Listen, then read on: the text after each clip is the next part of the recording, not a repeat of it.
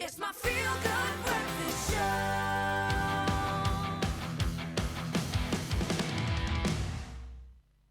Welcome back. It's a Rugby World Cup happening all around us, well, pretty close. And of course, we have one responsibility, making sure that you know what's coming is that responsibility. And we're about to dish out this weekend's Rugby World Cup fixtures, brought to you by the proud sponsors of the 2023 Rugby World Cup, TOTATENERGIES, giving you the latest news. So we're plugged into the source. We've got our sports producer, Lorenzo Daris, joining us again to talk us through some interesting matchups. It's that time of the World Cup where hearts are broken, where we start to believe. We just let that little seed of hope germinate. Hang on a minute, we could just do it. We might make it into the knockout stages. But there are some mouth-watering fixtures, and I think tonight's is ideal. We enjoy New Zealand and Italy going head-to-head. This is going to be a fantastic one because this Italian side almost don't know that they shouldn't be as good as they are. They've just got that kind of belief system and belief in themselves, which is great. New Zealand have a massive point to prove, and they've got to kind of do it now. They can't play around anymore. They've got to get it right. So I fear for Italy this evening. Yeah, I fear for Italy as well. The All Blacks are going to come out ruthless, out on that field tonight.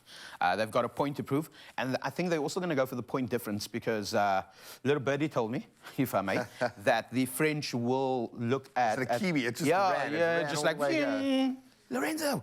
And the French might be, putting forward a weakened team like they did against Uruguay a few weeks back. And this would then allow Italy to capitalize, to make it through. They've got to manage their squad now that they've lost so many players. You might call it a weakened side. It might be the only side that they can play at this point. That's the other thing. That might be all they're left with. Interesting stuff. So New Zealand might smell blood in the water, and that makes me even more terrified for Italy. But hey, this Italian side have shown their mettle as well. Then tomorrow, nothing short of spectacular. We've got Argentina and Chile kicking off at 3 p.m. Then the clash between Fiji and Georgia, which will be, I think, very physical and very spirited. That kicks off at 6:15 in the evening. And then Scotland and Romania go head-to-head. Fiji's style of rugby, so much has been spoken about the way that they play. They've obviously brought everything great from sevens into this. But on the backbone of a very solid set piece, solid line-outs, great individual performances, this is their time to shine. Definitely. Absolutely.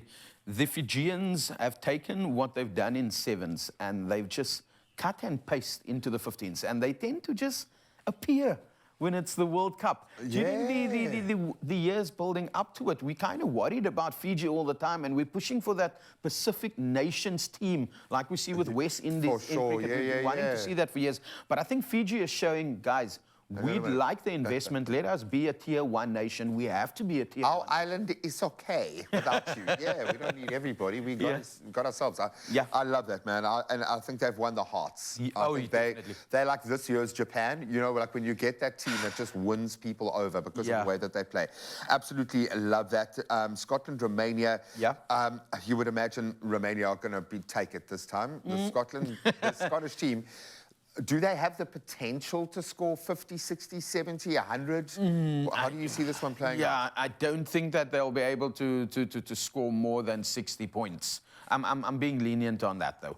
I think Duan van der Merwe is going to probably get a nice, hat trick there. He's been on fire. So Piers Kumar and them all coming out, and a lot of Saffers in the team. I was going to say, are you mentioning any actual Scottish people? And they are Scottish nationally. So we jest. So the thing is, I think Scotland will win this. They've got the heart, they've got the power. We've seen what they can do in Six Nations and what they've done to us in the Rugby World Cup as well. So I'm thinking between 40 and 55. Sure, and they need those points. Australia will take on Portugal. They'll get their win. You think finally. So? Maybe not. But how do you, as an Australian player, set aside all of this nonsense that's going on around them and actually start and play against any other team you would fear? Against Portugal, not so much. Not so much against Portugal. But if you look at the heart and soul of Portugal when they played against Georgia, 18-all draw. Georgia is an absolutely amazing team. Georgia's pushing up. I watched the under-20s when they were here in South Africa as well. Heart and soul of their nation. They play it with their hearts on their sleeve, their chest, everywhere. Completely, put it like that. What's happening in Australia at the moment is that they're believing their coach that is not going to Japan. However, everyone's saying that it has happened. they've got full support in him, and he's got full support in them. I think that we might just see an upset because of what's happening in their camp. I want an upset. Yeah, it'll either be a big shock, they'll either rally, or we'll Yes. see that. So that one we'll have to wait and see. Springboks up against Tonga. Yeah. I suppose the big question here is not if we're going to lose to Tonga, because we should comfortably beat them, but what sort of team are we going to play now in our squad management, player management journey? Yeah. We firstly need to look at Tonga back in 2007 when we won the World Cup in France.